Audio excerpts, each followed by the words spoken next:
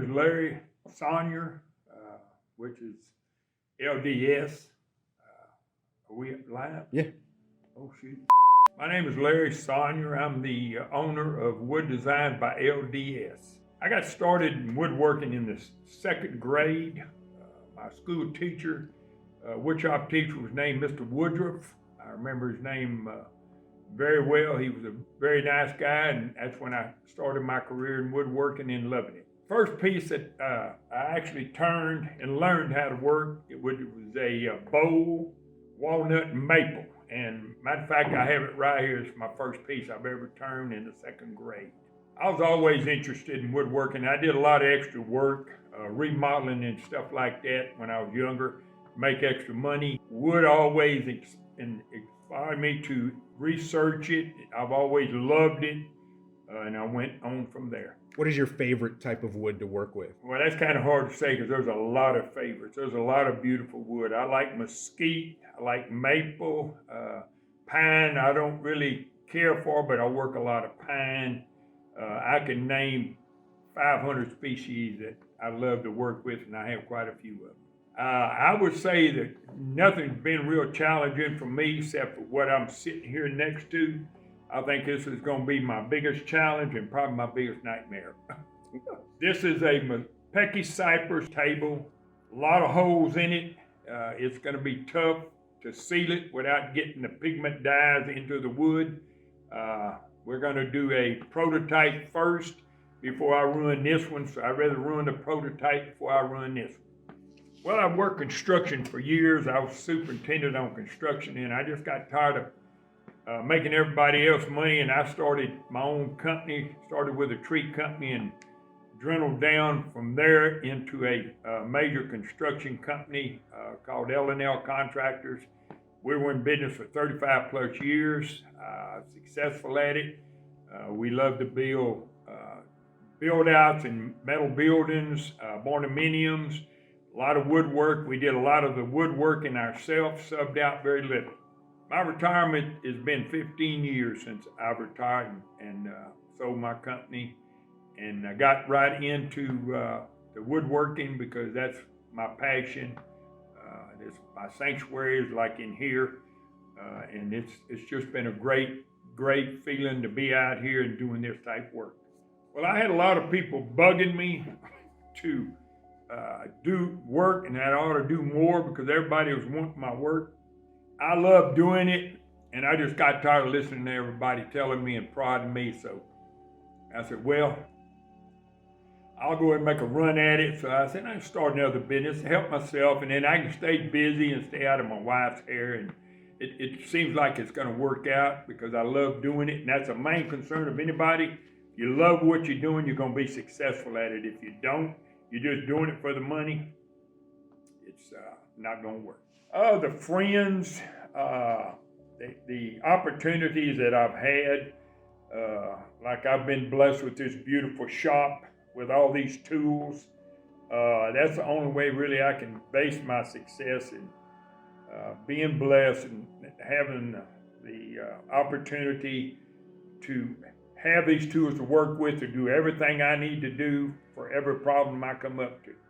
Well, I've been doing tables for quite a while. I did them in the early part of my retirement time. Bowls, I've turned over 600 bowls. Vessels, I've probably turned 100. Small household items, I've probably turned a couple hundred of them. And in between all that, I've been doing tables, done quite a few tables, and it's just a lot. When I'm tired of working in the lathe room and getting all dusty and taking off the mask, I come into the shop and I relocate myself and doing tables, getting them prepared because I have so many slabs that I have purchased and people have given me, and I just love doing it. It's my sanctuary. We started pushing the issue about us starting a business, and I have somebody helping me. He's a silent partner. I don't know if he's that silent or you hear him all the time, really. But Sal is me and him is partnered up, and he's doing the brain stuff while I do the hard work. So, and it's just been a good pairing up.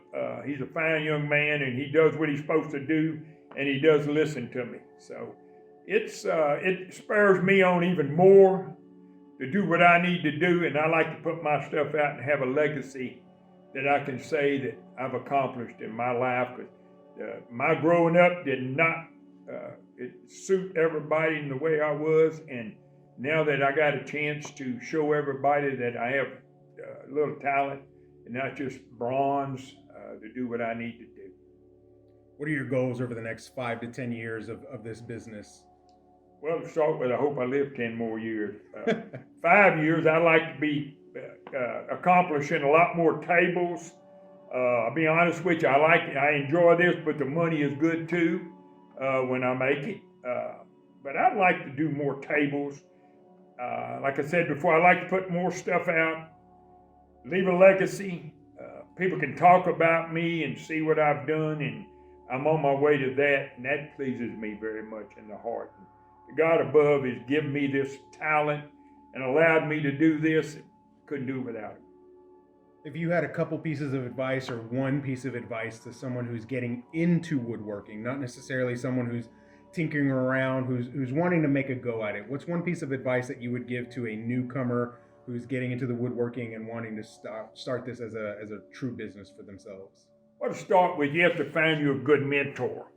I was fortunate enough to find Mr. Lyman Frugier for the lathe work, and he was like a father to me because I had one. Did not have a father. That would be the first thing I'd tell somebody: find them a good mentor. They want to do a certain type work, wood, lathe work, tables, furniture, cabinets, whatever their desire to learn, and then learn about their wood. But the first step is to find them a good mentor and stick with it. In this entire 4,000 square foot shop, what would you say is your favorite tool that makes your work absolutely easy, that you couldn't do without it? If you had to start all over, that would be the one piece of equipment that you would invest in right now. That'd be kind of hard, because if these were all people in equipment, I'd probably hurt their feelings. There's can't do without the planer, the sander, the joiner, the bandsaw. So if you combine them all into one piece, that's it. So picking out one piece, no, because can't do one thing without the other. Yes, that brings up another subject. You can find me on Facebook, Instagram, the media. We have our website is Wood Designs by LDS. We've worked very hard to get it, and we're willing to work very hard to keep our name and our quality. You can find me at these places, and I would appreciate if you subscribe, because that helps us. It helps get us out, and it just adds to my legacy, which I love to have.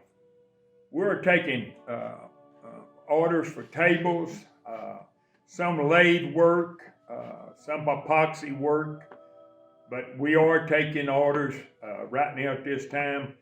We've had a lot of inquiries about this cypress table that we really like.